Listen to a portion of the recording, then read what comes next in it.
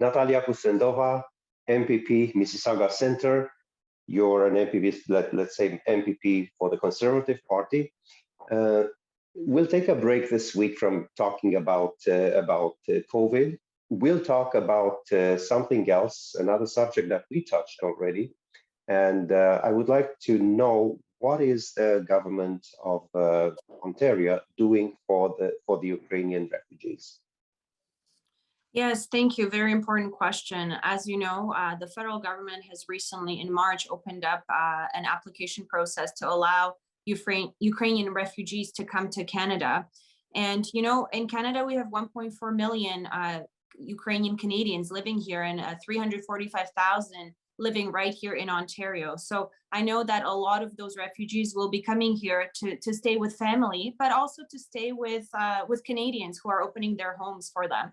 And so we have recently this week announced with Premier Doug Ford and Minister of Labour Monty McNaughton that the government of Ontario is ready to receive these Ukrainian refugees. And when they come in, they will be able to have access to healthcare. So they will be covered by OHIP, which is very, very important, of course, as you can imagine, when someone is fleeing the war zone, to have access to medical services right away. And also children will be able to access our publicly funded schools. We will also be supporting university and college level students. And of course, many Ontario businesses have stepped up that want to hire these newcomers that are coming to Canada so that they can have a job and live a dignified life. And so the total of this investment that the government of Ontario is putting forward to cover the cost is about $300 million. So it is a very significant one. Another investment that we're doing is $1.9 million towards colleges and universities to help them shoulder the expenses when these Ukrainian students will be coming in to continue their studies. And we are also giving $900,000 to the Canada-Ukrainian Immigrant Aid Society to help them with settlement services as they are arriving.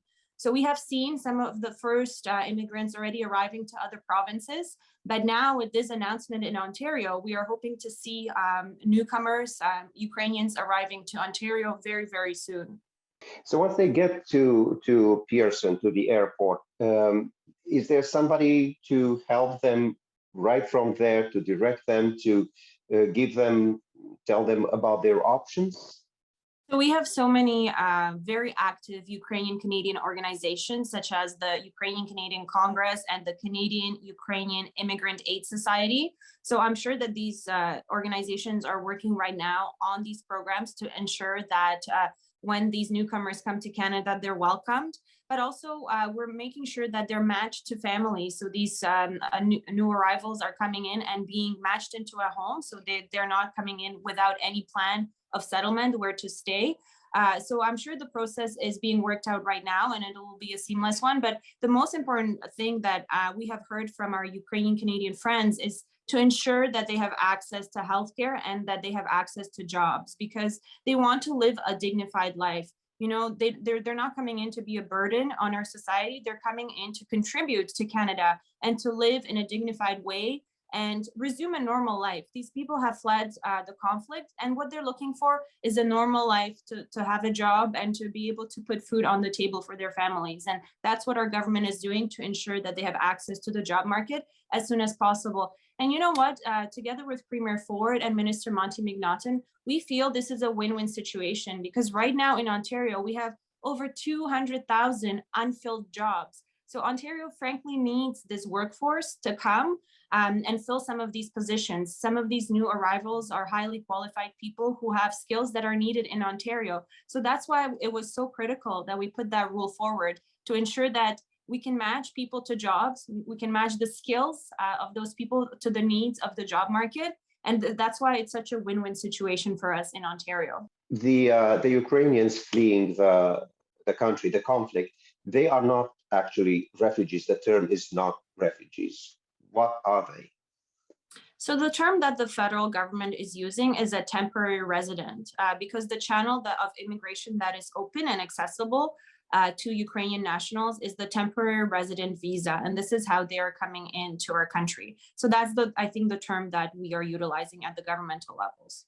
I just wanted to say thank you to the people of Ontario for being so generous, for stepping up and donating and buying supplies and medications to help the humanitarian efforts. I know so many businesses, pharmacies have stepped up to donate, and I've been helping with shipping containers of medications and supplies through Lot Polish Airline and Polimex to go to Poland and to be with the final destination of Ukraine. But I did want to mention that we have at the Government of Ontario a dedicated hotline for these newcomers from Ukraine. And the hotline is 1-888-562-4769. That's 1-888-562-4769.